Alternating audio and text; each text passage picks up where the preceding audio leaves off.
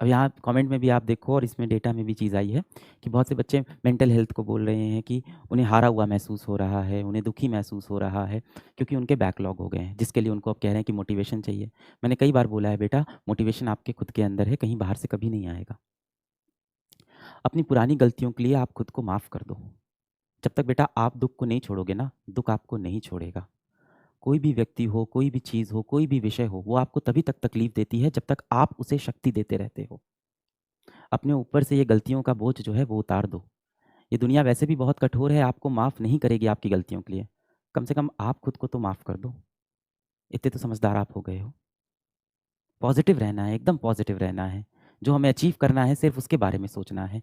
जो बीता हुआ कल है, जो बीता हुआ अतीत है, इस अतीत के बोझ को अपने दिल से उतार दो कि पिछले साल नीट नहीं निकला था। इस अतीत के बोझ को अपने दिल से उतार दो कि पिछले 1 महीने मैंने सही से पढ़ाई नहीं की है। आगे आने वाला समय बहुत उज्ज्वल, बहुत अच्छा होने वाला है। आप लोग को बहुत डर लगता है कि अगर मेरा नीट नहीं निकला तो मैं क्या करूँगा जीवन में? क्या होगा? क्यों सोचना है इस बारे में? सर सीट्स बहुत कम हैं, लगभग 40,000 ही सरकारी सीट हैं, जनरल कैटेगरी की और कम सीट्स होंगी। मैं बार-बार बोलता हूँ, आपको कितनी सीट चाहिए बेटा? आपको सिर्फ़ 1 सीट चाहिए उसमें से, अपने हिस्से की सीट उसमें से आप बुक कर लो। कोई यदि आपसे पूछे तो बोल दो कि 1 सीट तो मेरी होनी ही होनी है। मैं आपके बैच में आया हूँ, आपसे बात कर रहा हूँ, इतने आप पढ़े-लिखे हो, इतने आप सक्षम हो, इतने आप टैलेंटेड हो कि जीवन में कुछ ना कुछ तो आप कर लोगे, तो आप परेशान नहीं हो, इतने निराश मत हो।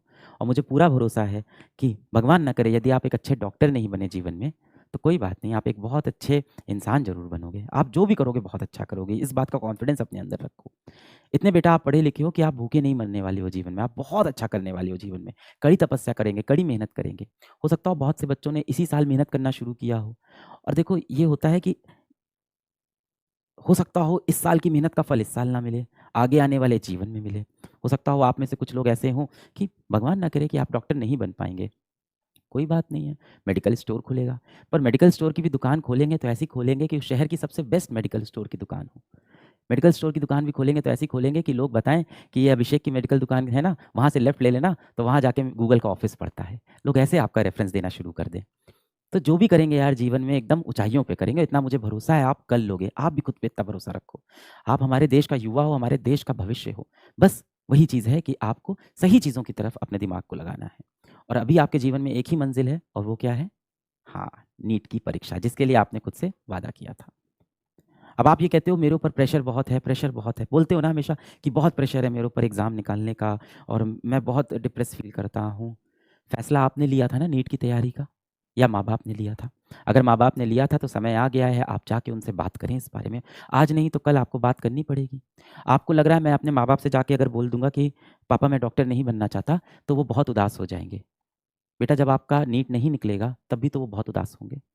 तो उससे बेहतर है उनको अपने दिल की बात जाके आज बता दो। जो आपको लग रहा है कि उनके और आपके बीच में एक बहुत बड़ा मतभेद होने वाला है, तो वो आज नहीं तो कल होगा ही ना। और हम लोग सोचते हैं ना कि इस बला को जब तक टाल सकें तब तक टाल दें, इससे आपका भविष्य तो अच्छा नहीं होगा। तो जितना भी कष्ट है जीवन में आज ले लो, आज जाके बोल दो। पर यदि नीट की परीक्षा देने का फैसला आपने लिया है, तो ये परेशानियाँ सहने का फैसला आपका है। देखो एक बात समझ लो बेटा, जीवन में जो परिश्रम होता है और जो सुख होता है ना, ये दोनों एक दूसरे के बहुत कट्टर दुश्मन होते हैं, बहुत कट्टर दुश्मन होते हैं।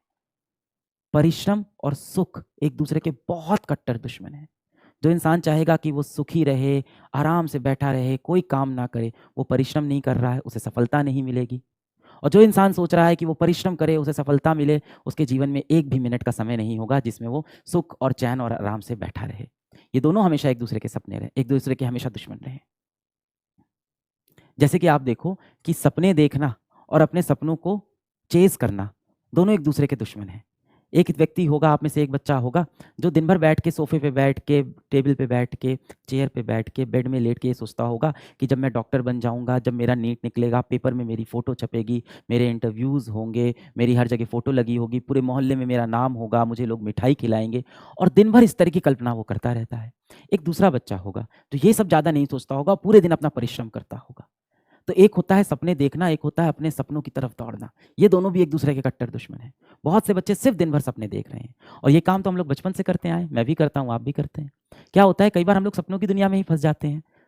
सुबह आराम से 9 बजे तक सो रहे हैं, 10 बजे तक सो रहे हैं और बार-बार सोच रहे हैं जिस दिन नीट निकलेगा इस तरह से पूरे मोहल्ले में मिठाइयाँ बँट रही होंगी, ढोल बज रहे होंगे, कितना मज़ा आएगा। दूसरों के इंटरव्यूज़ देख रहे हैं यूट्यूब के ऊपर, दूसरों की फ़ोटोज़ देख रहे हैं कि ये बच्चा इतनी बड़ी कोचिंग से टॉप किया है, इस बच्चे के 680 नंबर आए और उनको देख के लगातार सपने देखे जा रहे हैं।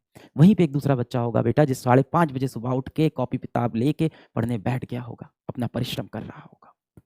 तो आप चुन लो कि आपको परिश्रम चुनना है जीवन में या सुख चुनना है। दोनों एक दूसरे के दुश्मन हैं, दोनों चीज़ें कभी साथ में नहीं आने वाली। यदि आप परिश्रम कर रहे हो तो आपको सुख नहीं मिलेगा, यदि आपको सुख मिल रहा है तो जीवन में आपके परिश्रम नहीं होगा। दोनों चीज़ें कभी साथ में नहीं हो सकती।